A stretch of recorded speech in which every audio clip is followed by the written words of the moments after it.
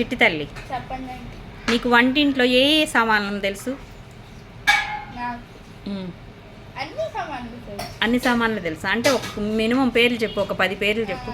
ఆవాలు, ఉమ్, గసగసాలు, ఉమ్, కొత్తిమీర, మ్. పుదీనా, మ్. టమాటో, ఉమ్, క్యారెట్. ఉమ్. నేను అడిగింది ఇంగ్రీడియంట్స్ కాదు నాన్న, నేను అడిగింది సామాను అడిగా. వంటగదిలో ఏ ఏ సామాను యూజ్ చేస్తారు? మీకు పేర్లు తెలియదు కానీ యూజ్ చేస్తా. అదేగా నేను అది చెప్పింది. ఇప్పుడు నీకు మిక్సీ తెలీదా?